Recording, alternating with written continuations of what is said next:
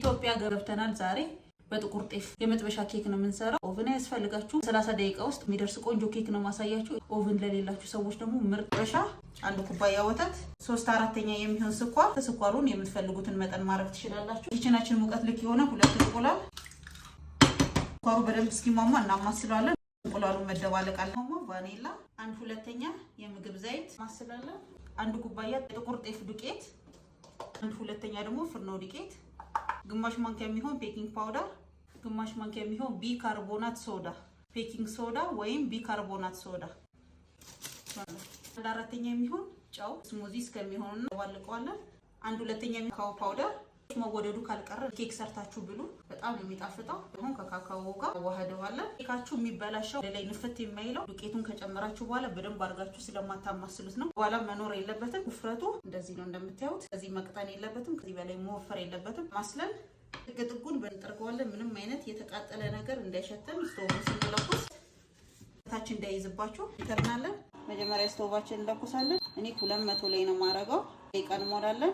30 ደቂቃ ኬካችን እስከሚደርስ ድረስ ተመን ዋጋ በ3000 ብር የሁሉንም የአረብ ስዊቶች የተለያዩ ቶርታ ኬኮችን ቤታችሁ ሆናችሁ የትም መሄድ ሳይጠበቅባችሁ 3000 ብር ብቻ ከፍላችሁ ቁጭ ብላችሁ በኦንላይን ትምህርት ቤታችሁ ሆናችሁ በቴሌግራም ኦንላይን ለመማር ትችላላችሁ። አካውንት ሜንሽን አደርግላችኋለሁ። ፋሲክ ቴሌክ በፊት አስተምራ የስራ እድል ፈጥራላችኋለሁ። የሰዓት ገደብ የቀን ገደብ የለውም። አልቻላችሁት ወይ ያልተሳካላችሁ ካለ ገዛ አለ። ቤታችሁ ሆናችሁ የሙያ ባለቤት መሆን ትችላላችሁ።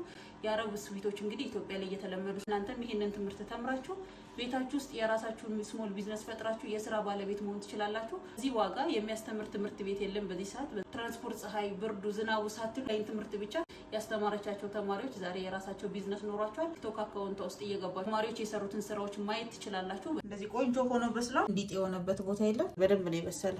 ወጋ እናደርገዋለን። በሁሉም ቦታ ቀዝቀዝ ባለ ወተት እናርሰዋለን። ይሄ በረዶ ትንሽ ስለሰራ ነው። ቾኮሌቱን እንደዚህ በወተት ማቅጠን ትችላላችሁ። እንዲልልኝ ፉክ ክሬም ማሰልኩ አቀጥነዋለሁ። ከላይ እንደዚህ ፈሰስ እናደርግበታለን። ከለሩ ትንሽ ፈካ ያለ ነው። ዋይት ቶፒንግ እንደዚህ ዲኮር እናደርገዋለን። ብስሚላህ እቹ ማሻአላህ ምንም የያዘ ነገር የለም። ብስሚላህ እዩት።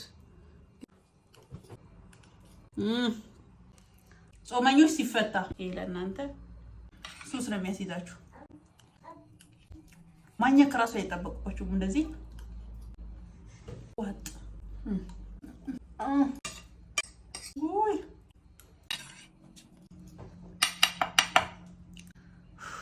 አንብደግም ትታዘቡኛላችሁ። ሆዳም ነው የምትሉኝ። እነን ኬክ ሞክራችሁ ተነግሩኛላችሁ። ዛሬ ነገ እንዳትሉ ትረንድ አድርጋችሁ ስሩት። ይሽንም አርጉልኝ። ይሄ የጤፍ ኬክ እናንተ ጋር ከደረሰ ላይክ፣ ሼር፣ ሪፖስት አድርጉ። ለምትወዷቸውና ኬክ ለሚወዱ ጓደኞቻችሁ ላኩላችሁ።